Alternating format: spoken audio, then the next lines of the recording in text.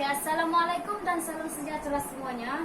Oke, macam mana keadaan kamu pada hari ini? Semuanya sehat? Sehat. Sehat. Alhamdulillah. Alhamdulillah. Oke. Oke. Memandangkan kita sekarang berada pada wabak pandemik COVID-19, saya berharap kamu sentiasa mengamalkan SOP, yaitu mengekalkan jarak penjarakan sosial atau fizikal, mengekalkan penjarakan fizikal 1 meter antara dengan orang lain. Okey, sentiasa memakai pelitup muka apabila berada di tempat awam. Okey, yang seterusnya ialah memakai sanitizer apabila selepas memegang barang atau sesuatu yang kamu rasa tidak selamatlah. Okey. Oke. Okey. Kehadiran kau pada hari ini semua hadir? Tidak. Orang. Tidak. Berapa orang yang hadir? 3. 3. Okey. Hari pada hari ini berapa? 16. Okey, hari ini hari 16. hari. Jumat.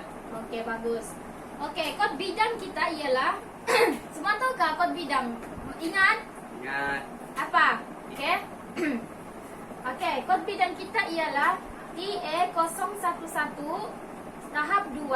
Okey, kamu berada di tahap 2 2012, iaitu pembuatan pakaian wanita.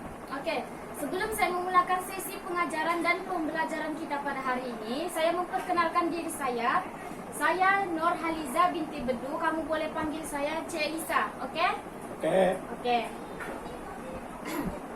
Okey, pembelajaran kita sesi lepas. Apa yang kamu sudah belajar sesi lepas? Masih ingat?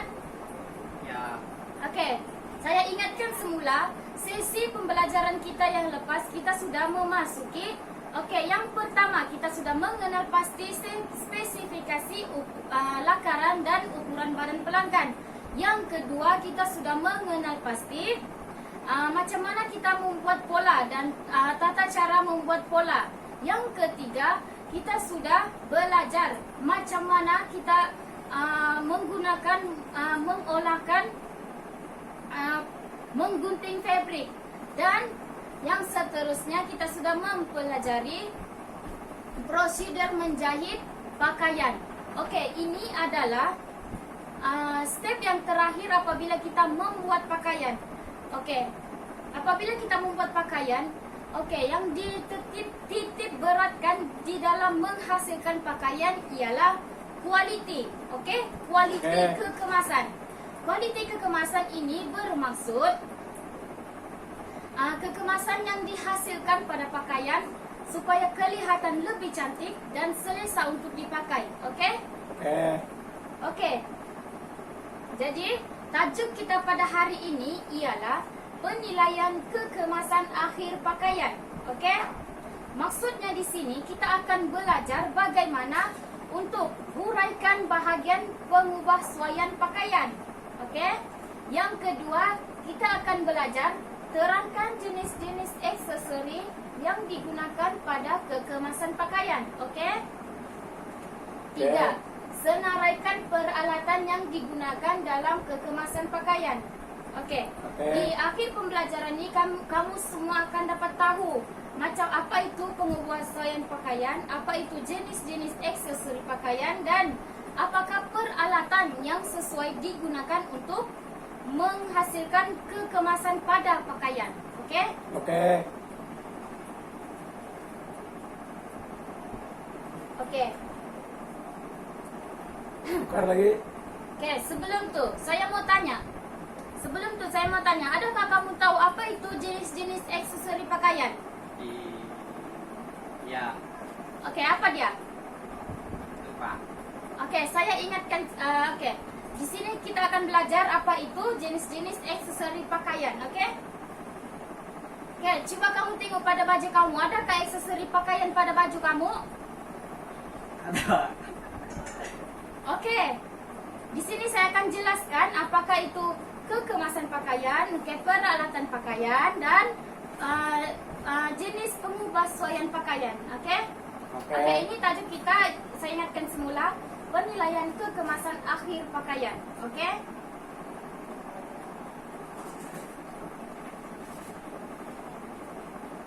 Okey, kita masuk tajuk kita yang pertama, yaitu bahagian pengubahsuaian pakaian.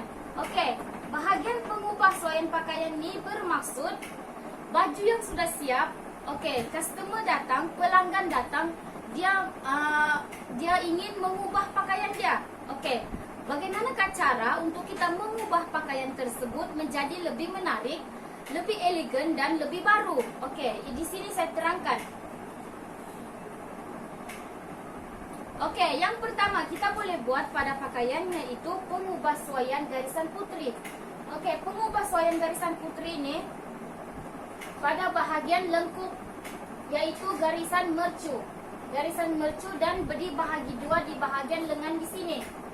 Okey, kita akan membuat pengubahsuaian garisan putri supaya terlihat lebih cantik dan terletak pada pakaian kepada pelanggan. Okey. Pengubahsuaian garisan putri dia boleh buat di pada bahagian hadapan dan juga di bahagian belakang baju. Okey? Faham? Paham. Semua masih mengikut saya?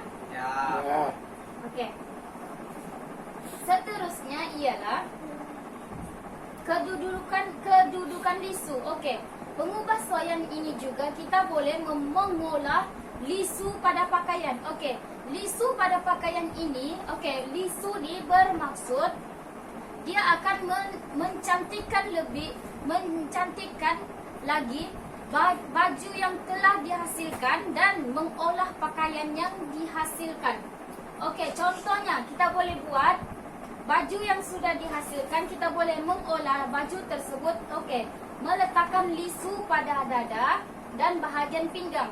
Biasanya baju yang sudah terhasil selalunya mempunyai dat bahagian hadapan, dat depan dan dat belakang. Tapi ini kita boleh mengubahsuai pakaian tersebut. Okey, kita meletakkan lisu pada bahagian dada. Okey, seterusnya ialah lisu pada bahagian bahu. Okey, kebanyakan lisu pada bahagian bahu ni terjadi apabila pakaian yang kita hasilkan itu tidak menepati cita rasa pelanggan. Maknanya di sini, ukuran bahu yang kita mengambil terjatuh. Ukuran bahu ni terjatuh. Jadi, kita boleh membuat lisu pada bahu, iaitu kita menaikkan lisu tersebut untuk meletakkan ukuran bahu betul-betul pada garisan bahu. Okey, garisan pinggang sama juga. Okey, garisan ini tidak sama dengan yang ini. Ini garisan sisi pinggang. Kebanyakannya pada dress. Okey, seterusnya lisu pada bahagian leher. Lisu pada bahagian leher ni kebanyakannya pada bahagian blouse, evening dress macam tu. Pakaian malam lah. Okey.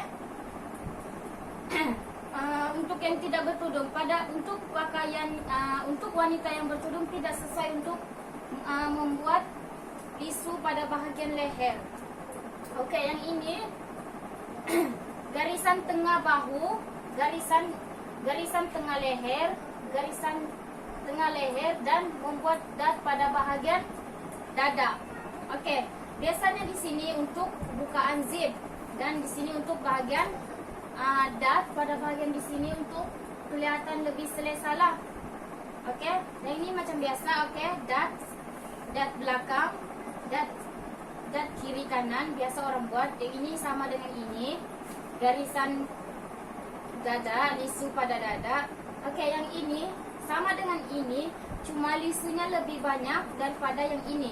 Sama juga dia kebanyakan ni lisu ni digunakan pada evening dress, gown gitu. Okey. Seterusnya. Okey, semua faham? Semua masih ikut saya? Ya. Next, sebelum.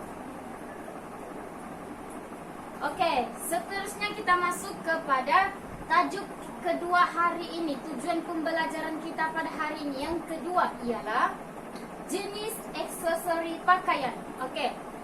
Sebelum saya mengenalkan apakah itu aksesori pakaian. Okey, aksesori pakaian diletakkan untuk menampakkan lebih cantik dan lebih elegan, lebih menarik supaya lain daripada yang lain.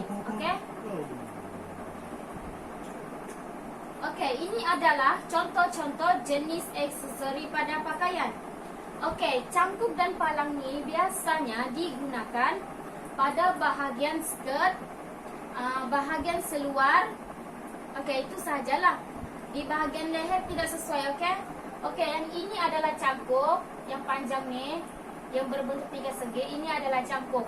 Okey, ini adalah palang yang berbentuk panjang. Ini adalah palang, okey? Kegunaan dia ni untuk menutup dan membuka belahan yang sedia ada. Di pada bahagian skirt kita sudah menjazip. Okey, kita ingin menutup bahagian belahan tersebut. Okey. Yang kedua ialah labuci. Labuci ni pelbagai jenis labuci, pelbagai jenis pearl, pelbagai jenis manik. Okey, labuci ni sesuai ditampal pada bahagian tangan, pada bahagian bawah baju, pada bahagian leher sesuai. Okey, pada bahagian tudung juga sesuai. Okey, yang seterusnya ialah manik tampal. Okey, manik tampal ni dia pelbagai saiz. Okey, yang selalunya dia mengikut saiz lah. Okey, cara penggunaan dia manik ni sudah mempunyai gam pada bahagian belakang. Kita tinggal tekapkan sahaja pada streka suhu, mengikut suhu fabrik supaya tidak hangus. Okey, kita tekapkan sahaja manik tampal ni kepada pada bahagian baju yang mana ingin kita tampalkan. Okey, lepas tu manik itu akan tercantum atau melekat pada bahagian baju. Saiz saiz manik tampal ni pelbagai saiz. Yang paling kecil ialah 12 mm. Okey. Semakin kecil manik tu semakin tidak cantik lah. Mungkin besar lagi cantik. Okey.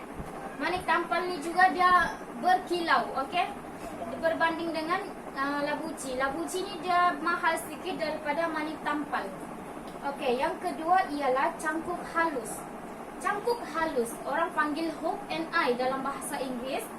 Okey, biasanya hook and eye ni atau cangkuk halus digunakan pada bahagian baju kurung, leher baju kurung, pada bahagian baju kebaya, okey, baju kebaya, kelepet baju kebaya tu.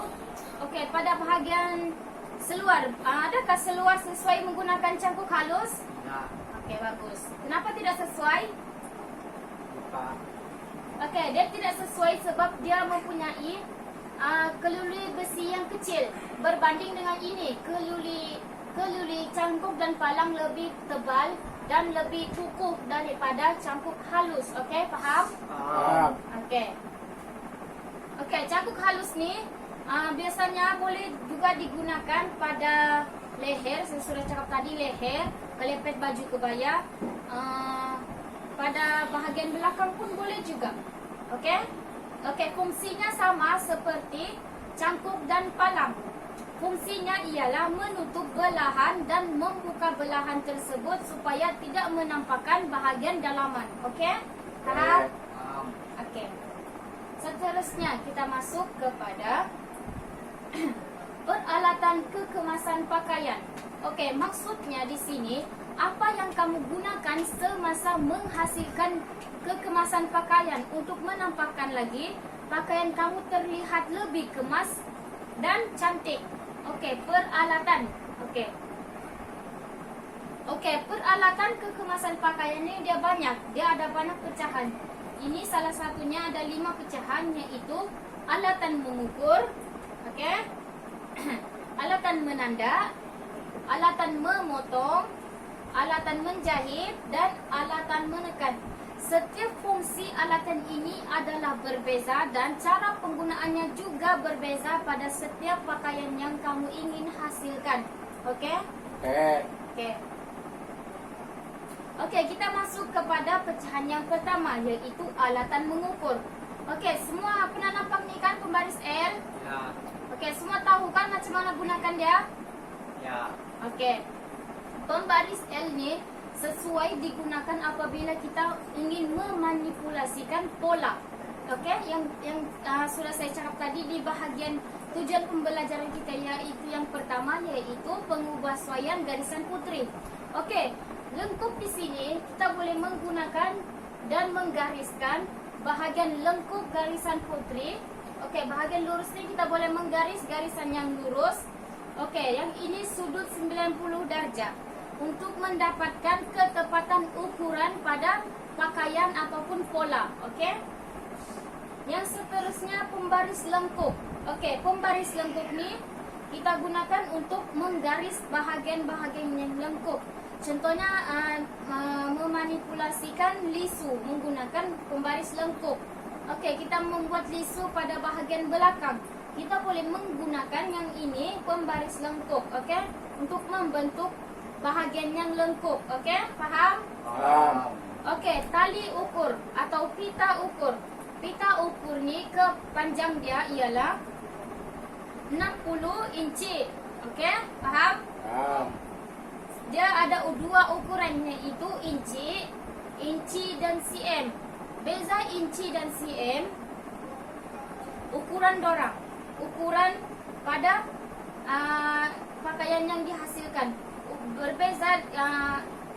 Saya galakkan kamu menggunakan ukuran inci daripada cm. Okey? Okey. Okey, kita masuk kepada alatan menanda. Alatan yang kedua. Okey. Setiap ni peralatan ni juga berbeza penggunaan dia dan cara menggunakannya. Okey.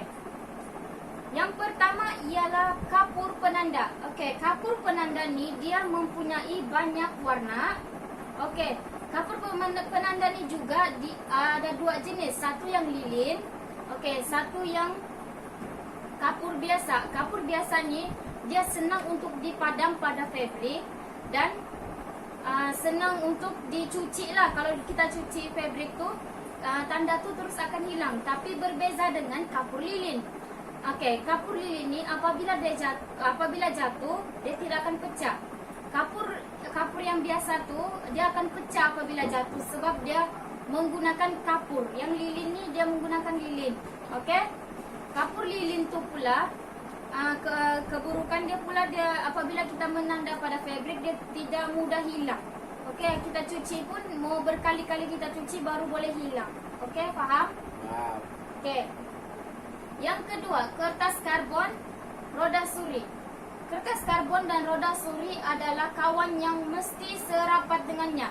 Kedua-dua ini mesti bergabung. Kalau tidak bergabung, tidak akan mendapatkan ukuran yang sesuai dan penggunaan peralatan yang sesuai. Okey, kertas karbon ni dia mempunyai banyak warna. Okey, banyak warna, dan menggunakan kertas karbon ni kita akan tindihkan pada fabrik dan kita menandakan menggunakan roda suri pada bahagian gerigi ni. Roda suri itu dia mempunyai gerigi yang boleh disorong menggunakan ni kita sorong ni roda suri pada garisan yang kita ingin tanda pada fabrik dan meletakkan kertas karbon di bawah fabrik. Okey, kertas karbon ni dia berwarna. Yang berwarna tu akan diletakkan pada permukaan fabrik yang pada bahagian fabrik dalaman. Okey, ini bahagian luar ni berwarna. Okey. Okey. Kita letakkan kertas karbon ni pada bahagian fabrik dalaman. Okey, lepas tu kita akan tanda menggunakan roda suri. Okey. Roda suri dan kertas karbon saling berkait rapat. Kalau kamu tidak mempunyai peralatan salah satu ni, kamu tidak boleh menjalankan aktiviti menanda. Okey? Pastikan kamu semasa membuat tu, pastikan mempunyai dua alatan tersebut. Okey? Okey.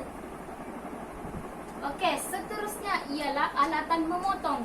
Okey, alatan memotong ni sangat penting dalam penilaian kekemasan akhir pakaian. Okey? Gunting fabrik. Gunting fabrik dia mempunyai banyak saiz dan mempunyai banyak jenis keberatan gunting fabrik. Okey, semakin runcing gunting fabrik itu semakin bagus. Maksudnya di sini semakin runcing dan tajam, dia memudahkan kita untuk memotong bahagian fabrik yang lengkung. Okey? Bila permukaan yang runcing ni tajam, kita senang untuk memotong pada bahagian pakaian yang runcing. Okey. Gunting fabric biasanya digunakan 20 cm ke atas. 20 cm ke atas, okey, bukan inci. Kalau inci dalam 10 inci begitu. Okey. Gunting kertas. Gunting kertas dan gunting fabric tidak boleh dicampur adukan. Okey, kita tidak boleh menggunakan gunting kertas untuk menggunting fabric. Begitu juga sebaliknya, gunting fabric tidak boleh digunakan untuk menggunting kertas. Kerana penggunaan kepada kedua-dua gunting ini akan menyebabkan gunting kita mudah tumpul. Okey? Jadi penjagaan gunting tu tidak rapi. Okey, lupa saya ingatkan, gunting fabric ni apabila dia jatuh, skru pada bahagian ni akan longgar, jadi akan menyebabkan gunting itu mudah tumpul. Jadi sebaiknya gunting fabric diletakkan pada bahagian yang mempunyai penutup dan tidak dicampur adukan menggunting kertas. Okey? Okey, faham? Boleh lagi? Faham. Okey. Seterusnya ialah gunting kertas. Gunting kertas ni kita untuk menggunting pola. Menggunting pola yang kita ingin mengubahsuaikan pada pakaian tersebut. Okey, gunting kertas pun banyak saiz dan banyak jenis. Okey, penetas. Penetas. Siapa pernah nampak ni penetas? Pernah nampak? Ya. Pernah gunakan? Tidak. Okey. Nanti kita akan gunakan semasa penilaian akhir kekemasan pakaian. Okey, penetas. Penetas ni apabila digunakan berhati-hati kerana pada bahagian ni, pada bahagian lengkuk ni, dia mempunyai bahagian yang tajam. Apabila kita ingin menebuk lubang ataupun menebuk apa-apa sahaja butang, okey, kita akan menandakan menggunakan peniti supaya tidak terlebih atau tidak terkurang pada tebukan lubang tersebut. Kerana apabila kita terlebih, bahagian pakaian itu akan koyak disebabkan di sini bahagian yang lengkuk ini mempunyai pisau yang tajam untuk membuka benang, menebuk lubang butang. Okey, kegunaannya ini menebuk butang lubang dan membuka benang pada pakaian fabric tersebut. Okey, menebuk butang ni contohnya pada bahagian baju koprat. Okey, kita sudah membuat lubang butang, jadi kita ingin menebuk lubang butang, kita menggunakan penetas. Okey, supaya lebih cantik. Tidak boleh menggunakan gunting fabric. Okey, sebab gunting fabric dia tebal pada bahagian hadapan. Di sini penetas dia tidak mempunyai tebal pada bahagian hadapan. Okey, seterusnya ialah sniper. Sniper digunakan untuk menggunting lebihan-lebihan benang pada pakaian tersebut. Pakaian yang dihasilkan tidak semestinya mempunyai kecacatan. Biasanya pakaian yang dihasilkan mempunyai kekurangan, iaitu masalah benang terjerumbai. Okey, jadi kita menggunakan sniper. Kita tidak boleh menggunakan gunting fabric, okey, atau gunting kertas. Apabila kita menggunakan gunting fabricnya untuk menggunting benang juga, dia mudah tumpul gunting fabric kita. Jadi kita menggunakan sniper. Sniper untuk menggunting lebihan benang, okey, pada pakaian, untuk menghasilkan pakaian lebih kemas dan cantik apabila dipakai. Okey, seterusnya. Okey, seterusnya ialah alatan menjahit. Okey, maksudnya di sini alatan menjahit, kita menggunakan jarum tangan. Jarum tangan ni juga dia pelbagai saiz, daripada nombor 9 hingga nombor 16. Okey, nombor 9. Okey, teorinya di sini semakin kecil nombor tu, semakin besar dia punya jarum. Semakin besar nombor tu, semakin kecil tu punya jarum. Kecil jarum tu, okey? Okey? Okey, benang. Kita gunakan benang untuk menjahit aksesori pakaian. Contohnya, kita menjahit cangkuk dan palang, okey? Kita menggunakan benang. Benang ni biasanya satu gulungan ni mempunyai 250 meter gulungan benang. Satu gulung benang. Okey. benang ni dia dihasilkan daripada polister benang. Okey, benang ni juga dia pelbagai jenis benang. Ada benang kapas, ada benang polister dan ada benang nilon. Biasanya kita menggunakan benang ni lah untuk menjahit, benang polister. Dia pelbagai warna dan pelbagai saiz lah. Okay, yang biasa kita pakai yang ini 250 meter. Okey, seterusnya ialah alatan menjahit, iaitu ini adalah paling perlu dalam menjahit, iaitu mesin jahit lurus industri. Okey, kegunaan dia untuk menjahit pakaian dan mengubah pakaian, iaitu kita boleh menjahit pakaian lurus, pakaian yang lengkung-lengkung, kita boleh menggunakan mesin jahit lurus. Okey. Okey, seterusnya ialah alatan yang terakhir kita gunakan, iaitu alatan menekan. Apa yang kamu faham dengan maksud alatan menekan? Okey, kurang tepat. Maksudnya di sini alatan menekan, kita menggunakan alatan yang ini tersebut untuk menekan fabrik dan membuka lipatan kelim pada bahagian fabrik.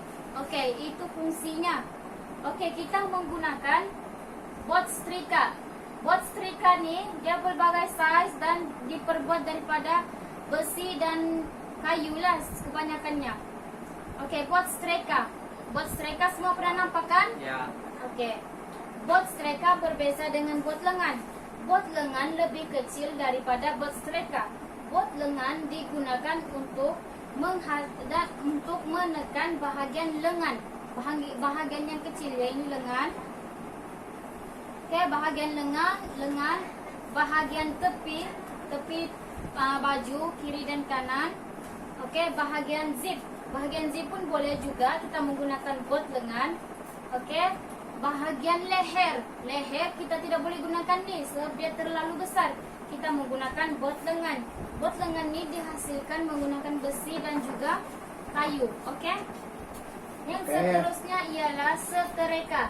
Setereka juga dia pelbagai saiz, pelbagai jenama yang bagus di kedai. Okey, contohnya di sini ialah jenama Philip. Okey, biasanya setereka yang bagus dia mempunyai berat dalam anggaran 2.5 kg. Setereka yang bagus. Okey, lebih berat setrika tersebut lebih bagus untuk menghasilkan kekemasan pada pakaian. Okey? Okey, kamu tahu tak kelim tu yang dibuka menekan di pada bahagian baju. Kelim tu contohnya di sini. Lebihan basi. Okey, kita akan buka, kita akan setrika. Okey? Lebihan basi yang kita jahit tadi kita akan buka. Kita tidak akan biarkan dia menutup begitu saja. Kita akan buka. Dan setrika ni ada dua jenis. Ada yang beruap, yang mempunyai air. Okey. Setrika yang beruap ni lebih baguslah, lebih cantik lagi kekemasan fabrik tersebut. Pakaian yang dihasilkan tu lebih cantik apabila kita menggunakan setrika uap. Okey, yang seterusnya ialah kayu penekan. Kayu penekan ni biasanya kita menggunakan untuk menekan bahagian kelim, bukaan kelim.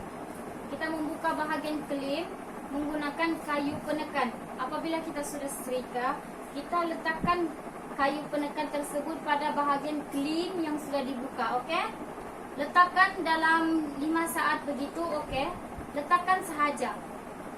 Kita sudah mendapat hasil yang cantik untuk membuka kelim pada bahagian pakaian. Kayu penekan. Okey, nama dia kayu penekan. Kayu penekan ni pula biasanya beratnya 500 gram. Dia lebih berat pun lagi cantiklah.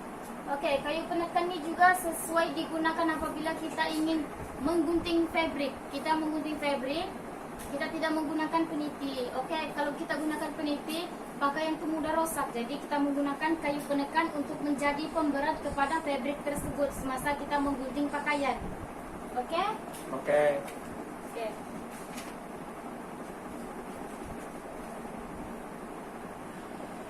Okey. Okey, sekarang ni saya bagi kamu kertas penerangan untuk kamu baca dan pahami kertas penerangan. Oke, baca. Oke. Baca dalam masa 5 menit, 10 menit. Saya bagi kamu masa untuk baca. Kalau tidak paham boleh tanya, oke? Oke. Oke, semua sudah baca? Sudah. Ada yang mau tanya? Tiada. Oke, kalau begitu, kalau kamu tidak soalan, saya ada soalan untuk kamu. Oke, boleh? Boleh. Oke. Berikan saya 2 jenis peralatan kekemasan pakaian. Siapa yang boleh jawab? Oke, apakah jawabannya? Alatan mengukur sama alatan memotong. Oke, bagus. Maknanya, kamu boleh memahami apa yang saya ajarkan kamu pada hari ini. Oke, saya harapkan kamu boleh menggunakan dan mengaplikasikan semasa kelas amali yang seterusnya. Oke, soalan yang kedua. Senaraikan alatan memotong. Siapa boleh jawab? Oke, apa jawaban dia? Gunting Oke. sama sniper. Oke, gunting tuh gunting apa? Gunting pabrik. Oke, bagus lagi. Gunting kertas. Oke, bagus. Di sini maknanya saya boleh simpulkan kamu memahami sepenuhnya apa yang saya terangkan pada hari ini, oke? Dan mencapai objektif tujuan pembelajaran kita pada hari ini, oke? Semuanya boleh? Boleh. Oke. Oke, seterusnya ialah saya harap kamu aplikasikan semua yang dalam saya punya slide tu, kamu aplikasikan dalam kelas amali saya yang seterusnya, oke? Oke. Boleh. Oke, saya minta kamu semua bersedia untuk aktiviti kita yang seterusnya. Lepas ni kita ada sesi menjawab soalan. Saya akan edarkan kertas tugasan. Oke. Kertas tugasan ni kamu boleh merujuk kertas penerangan yang saya telah berikan kepada kamu dan menghantar kertas ni 1 minggu. Oke. Saya beri kamu masa 1 minggu untuk menjawab kertas soalan ini. Oke, kertas tugasan ni dan hantarkan kepada saya. Oke, boleh? Boleh. Oke.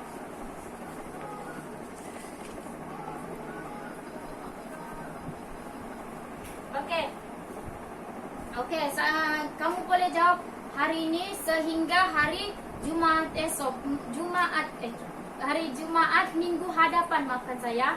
Jumaat minggu hadapan saya mau kamu semua letakkan kertas tugasan di atas meja saya. Boleh? Boleh. Oke. Oke, apakah yang kamu belajar pada hari ini? Oke. Oke, apa yang kamu belajar pada hari ini? Oke. Yang pertama, oke, bahagian pengubahsuaian pakaian. Yang pertama, oke, objektif yang pertama, kamu sudah tahu bahagian pengubahsuaian pakaian. Yang kedua, kamu sudah tahu tentang jenis-jenis aksesori pada pakaian. Yang ketiga ialah kamu sudah tahu peralatan kekemasan pakaian dan cara menggunakan peralatan tersebut. Jadi, kamu akan mendapat kualiti pada pakaian kamu tersebut. Okey? Kualiti pada pakaian kamu tersebut dihasilkan mengikut penggunaan dan cara kamu menggunakan peralatan dan mengolah lisu dan meletakkan aksesori pakaian pada bahagian yang betul. Okey, di sini saya simpulkan kamu semua faham apa yang saya ajarkan pada hari ini dan boleh mengolah dan mengaplikasikan pembelajaran kita pada hari ini pada kelas amali yang seterusnya, iaitu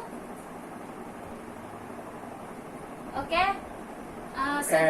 Okey, tajuk pembelajaran kita pada seterusnya ialah spesifikasi lakaran dan ukuran badan pelanggan. Saya minta kamu semua mengulang kaji mata pelajaran tersebut sebelum memulakan kelas pada minggu hadapan. Saya minta kamu semua bersedia untuk melangkah pada tajuk baharu kita pada minggu hadapan. Okey? Dengan itu saya akhiri pembelajaran dan pengajaran kita pada hari ini. Sekian dan terima kasih.